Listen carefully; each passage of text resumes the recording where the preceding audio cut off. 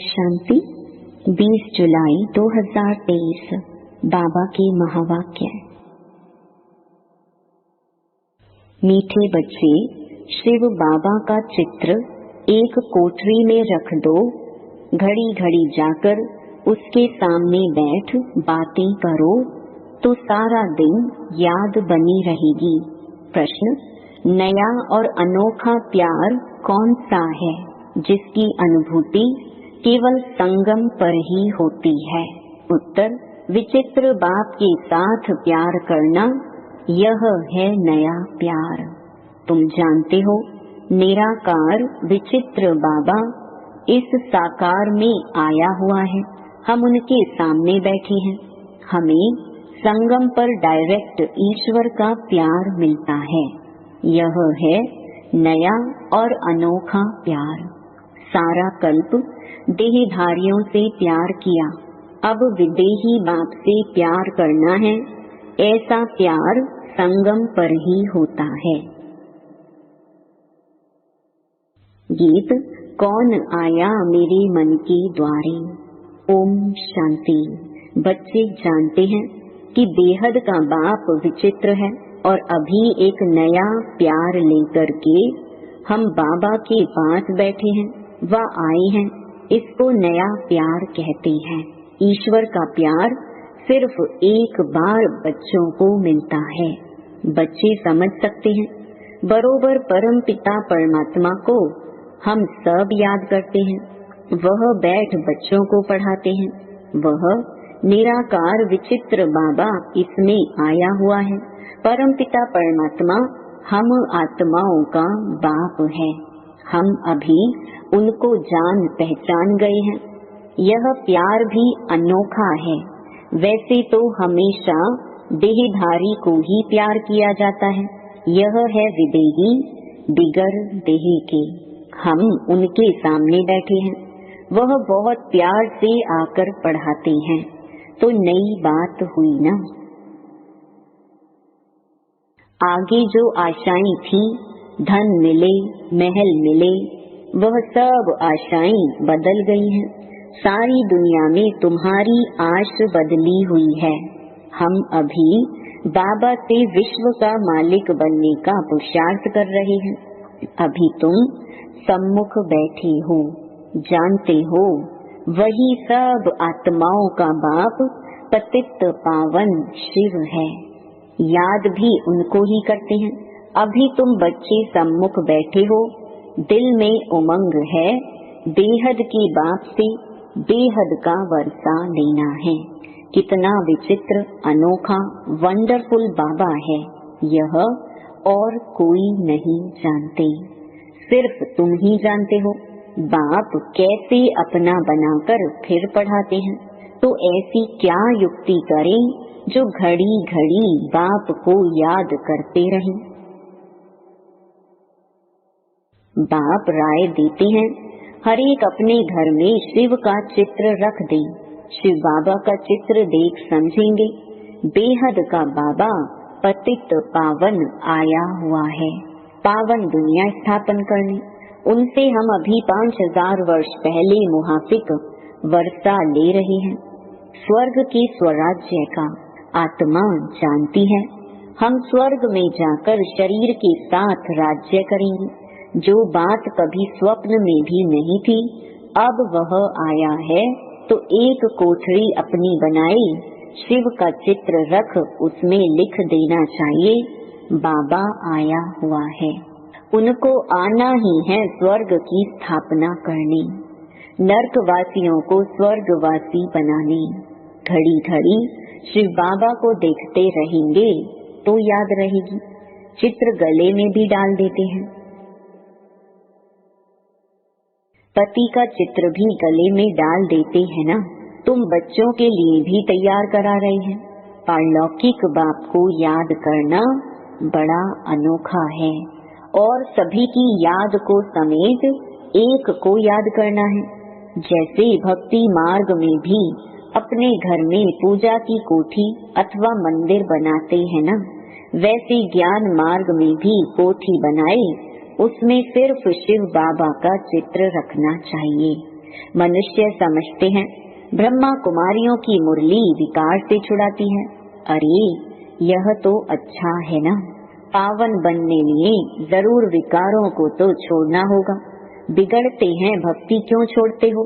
अच्छा हम भक्ति करते हैं परंतु एक की, दूसरा ना कोई, और संग बुद्धि योग तोड़ देना है। तुम्हारी युद्ध माया से है, तुम बाप को याद करते हो, माया तोड़ने की कोशिश करती है।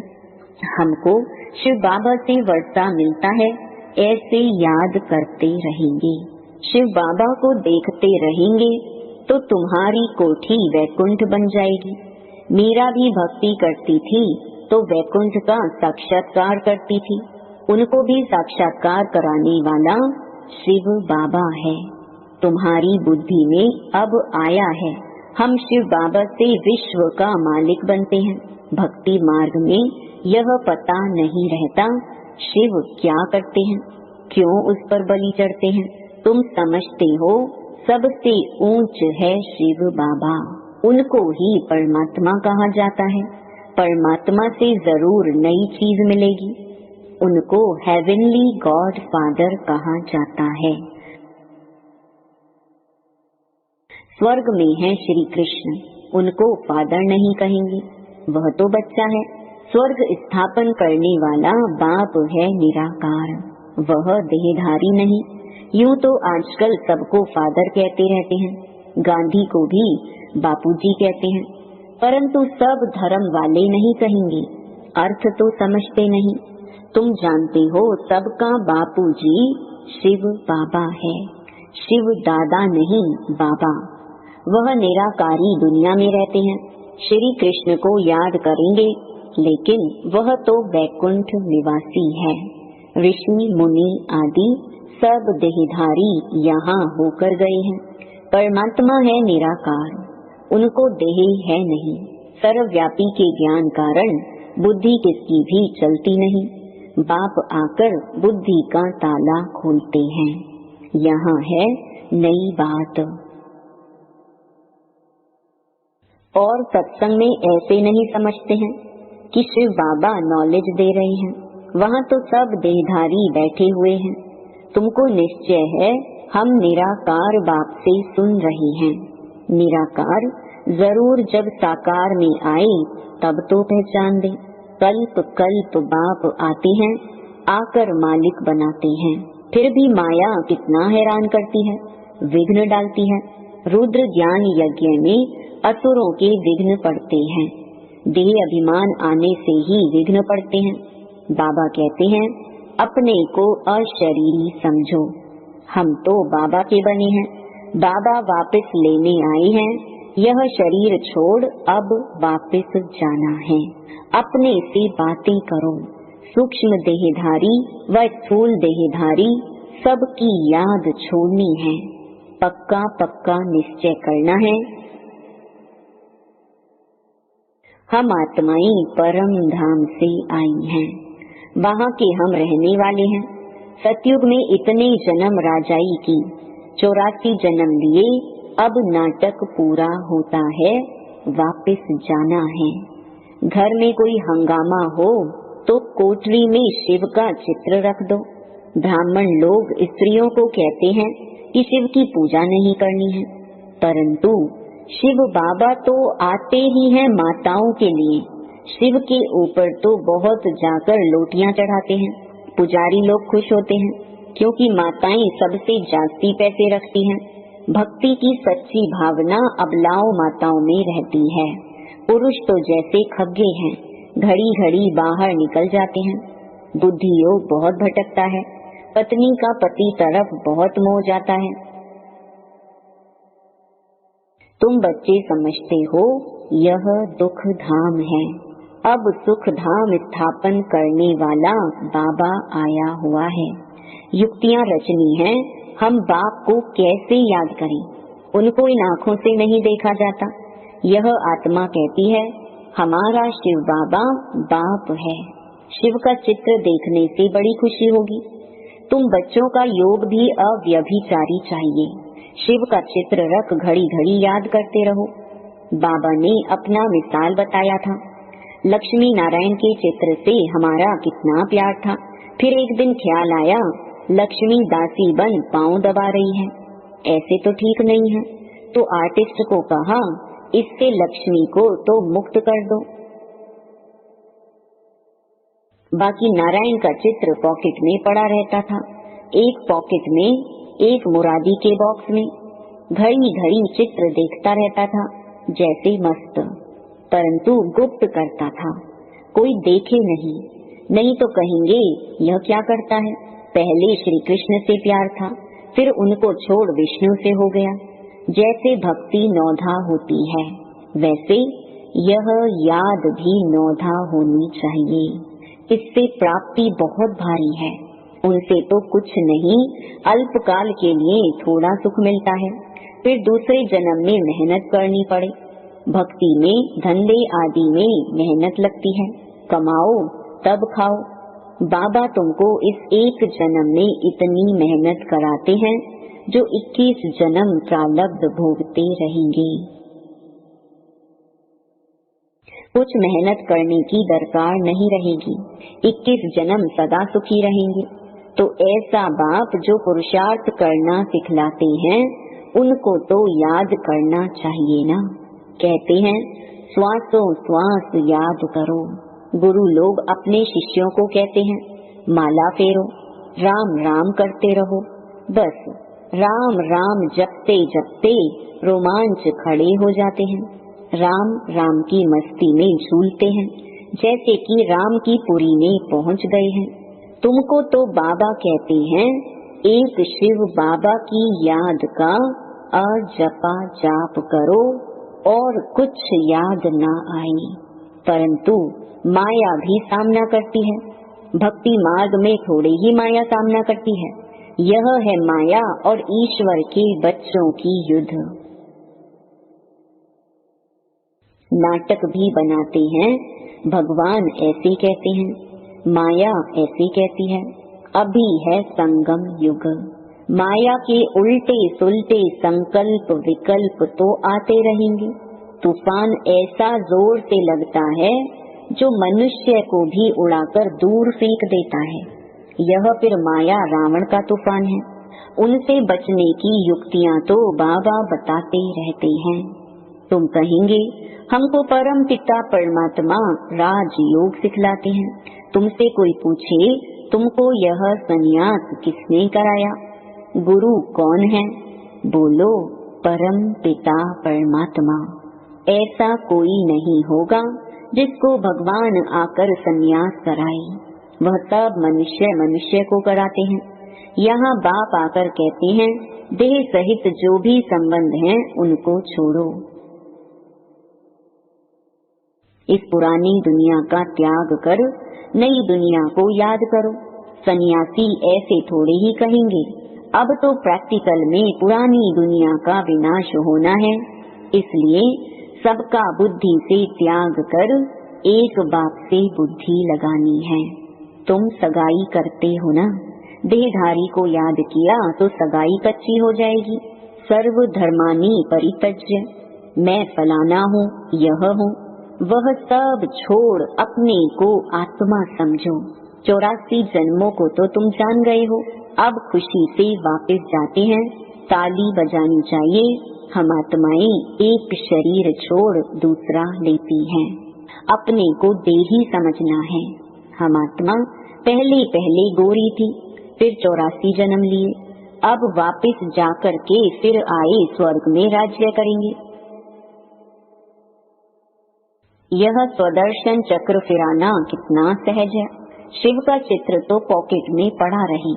बाबा आप आए हो, कितने मीठे हो, हमारे बाबा हो ना। ऐसी ऐसी बातें करनी चाहिए। श्री कृष्ण के साथ भक्ति मार्ग में ऐसी बातें करते थे ना। शिव का फर्स्ट क्लास लॉकेट सोने चांदी का बनाएंगे, गरीबों को सोने का, साहूकारों को चांदी का देंगे। यह माताएं बड़ी मीठी हैं। गांव वालों में भाव अच्छा रहता है। साधारण बच्चों को देख बाबा भी खुश होते हैं। श्री कृष्ण को गावड़े का छोरा कहते हैं ना। श्री कृष्ण तो गामड़े का छोरा बन ना सके, वह तो स्वर्ग का मालिक है। इनकी और श्री कृष्ण की बातें मिक्स कर दी हैं। गामड़े का पूरा अनुभव इनको है।